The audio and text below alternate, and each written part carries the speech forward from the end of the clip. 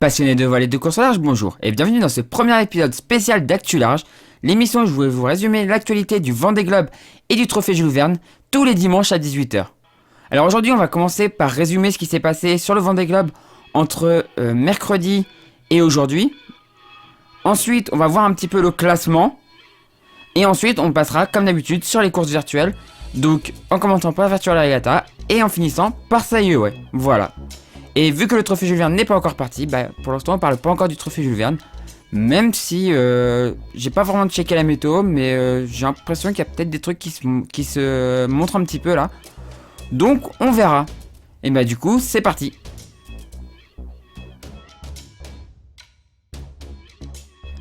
Donc là on se retrouve le 11, là où on s'était quitté la dernière fois. On avait la jonction des deux stratégies après le passage du front assez chaud là. On voit Fabrice Amédo qui repart et le demi-tour de Charal, de Jérémy Bayou, qui rentrera au sable le samedi et qui va peut-être repartir. Si à l'heure où j'enregistre, on ne sait pas encore s'ils vont repartir. S'il va repartir. Il a dit qu'il repartirait si c'était possible. On a eu un passage de front là où les premiers ont réussi un peu à prendre de l'avance. Et ensuite il fallait aller chercher un empannage. Donc certains sont passés très près des îles des Açores, même entre les îles pour certains. Et il fallait aller chercher l'empannage pour aller passer la tempête Theta. Donc la tempête Theta, il y a eu deux stratégies. Il y a ceux qui ont cherché un peu à l'éviter, comme Charlie Dalin, et il y a Hugo Boss qui a été là, en plein dedans, vraiment en plein dedans, qui a empanné vraiment au milieu. Et c'était la meilleure route, mais c'était la plus dangereuse, on va dire.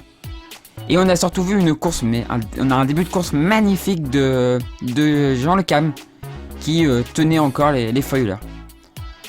Et derrière, derrière en fait ça part par devant parce que derrière il n'y a plus d'air. Et donc ça s'étire. Et les bateaux ne sont plus du tout dans les mêmes fichiers météo maintenant, dans les mêmes conditions météo, alors que la tempête Theta se décale vers l'est. Ensuite il y avait un empannage à aller chercher là. On voit que ça empanne et c'est pour aller chercher maintenant l'Alizé. Et l'Alizé maintenant ça devrait être de la ligne droite à pleine vitesse. Et là les foilers vont pouvoir s'envoler par rapport aux dérives droites. Alors qu'on voit que derrière c'est très lent. New Rest Matmut, arrêt fenêtre, excusez-moi, c'est des vieilles habitudes. Donc de Fabrice Amédéo qui revient petit à petit. Alors et voilà, on en est là maintenant.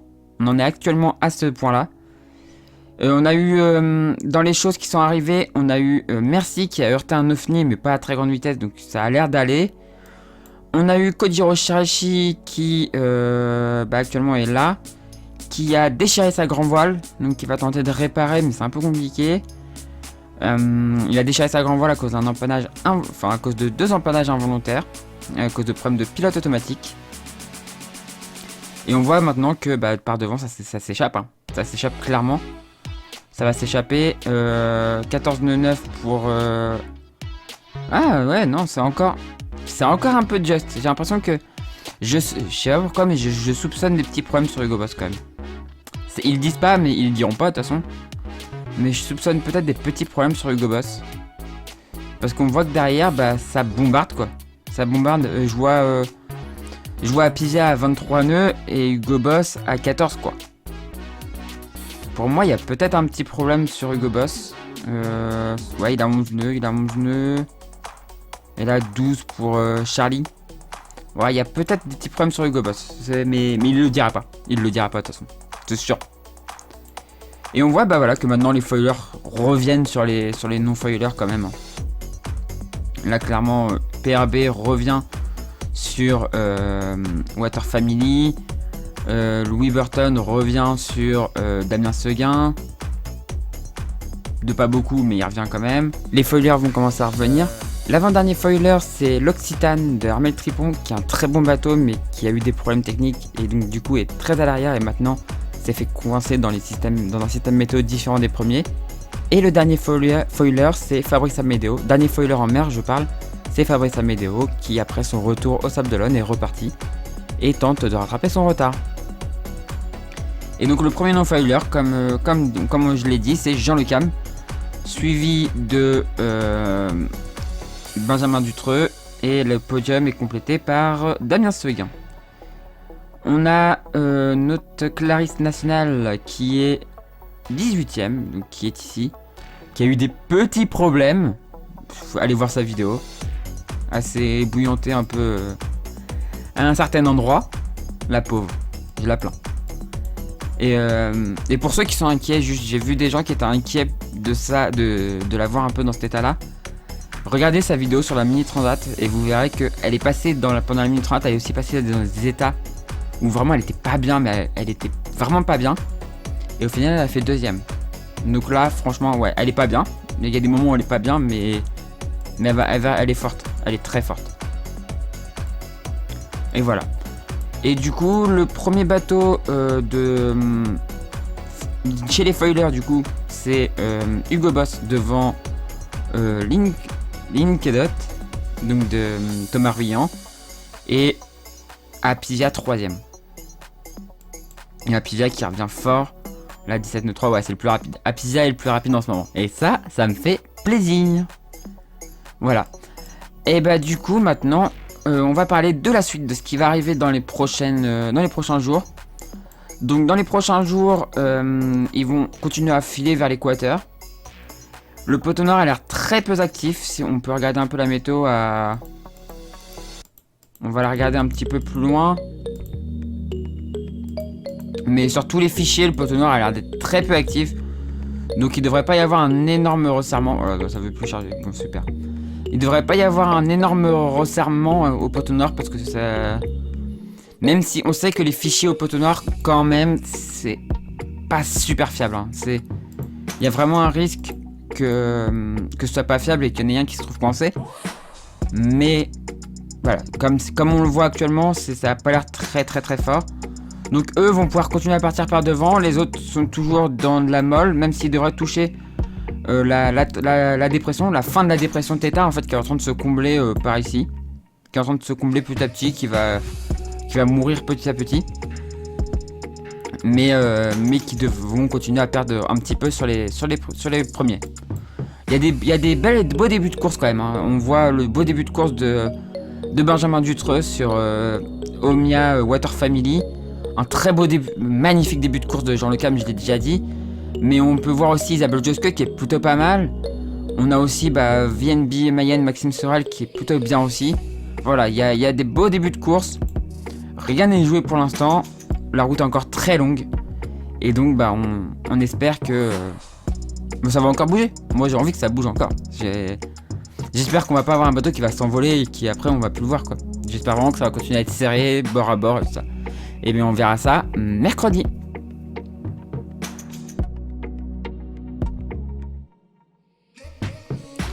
Alors du coup on se retrouve sur VR. Alors je peux pas vous montrer plus que ça parce que le jeu a bloqué quelques fonctionnalités. Parce qu'à mon avis il y a trop de monde de connecté. Donc je vais juste vous montrer. Regardez, je peux pas vous mettre le classement par exemple.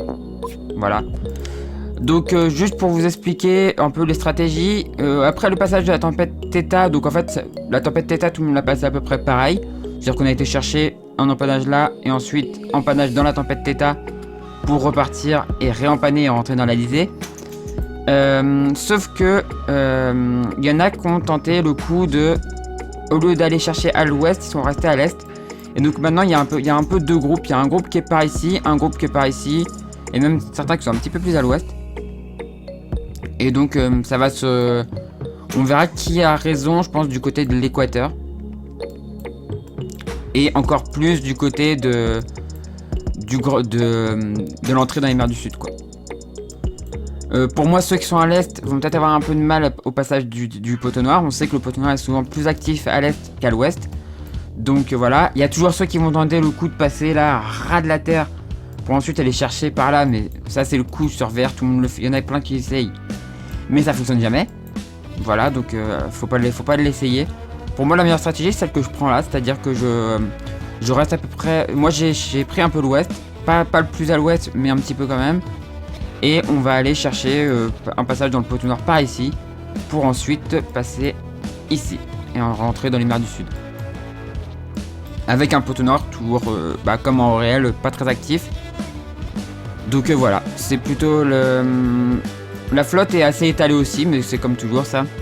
On a les 100 options aussi qui sont toujours un peu derrière. Le classement veut toujours rien dire, parce que voilà, plus t'es à l'est, plus t'es en tête en fait. Mais ceux de l'ouest, je pense, vont rester devant, enfin vont passer devant au classement au bout d'un moment. Mais on verra ça du coup mercredi.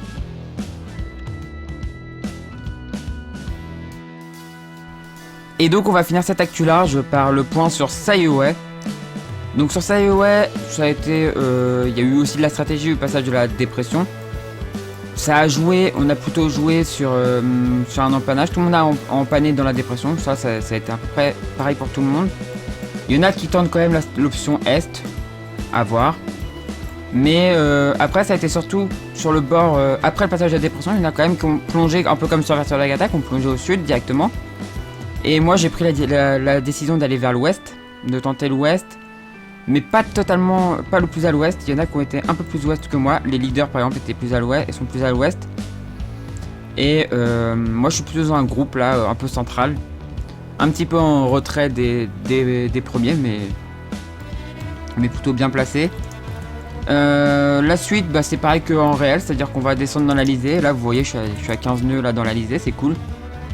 On va descendre travers au vent, travers largue au vent. Jusqu'au poteau noir. Donc ici, poteau noir qui va être très peu actif comme en vrai, normalement. Et ensuite, on va aller chercher pour l'instant ce qui semble être un grand contournement de l'anticyclone de Sainte-Hélène. Les premiers routages donnent un grand contournement de l'anticyclone de Sainte-Hélène, c'est à voir. Je vous en ai pas trop parlé, je préfère vous en parler mercredi prochain quand on aura plus de... quand on sera un peu plus sûr de ça quoi. Voilà.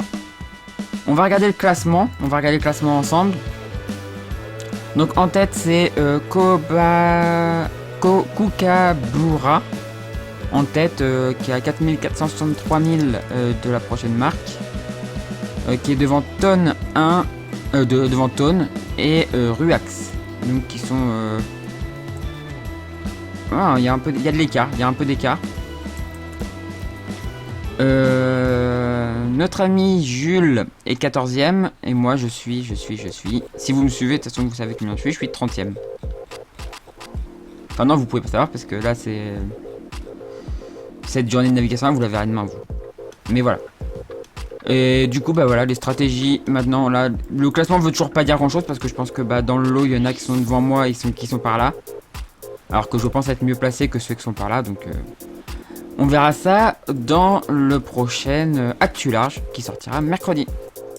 Voilà, j'espère que cette Actu Large vous a plu. Si c'est le cas, n'hésitez pas à mettre un petit pouce en l'air, à le commenter et à le partager. Si vous êtes toujours pas abonné à ma chaîne, n'hésitez pas à vous abonner pour ne pas rater des prochaines vidéos.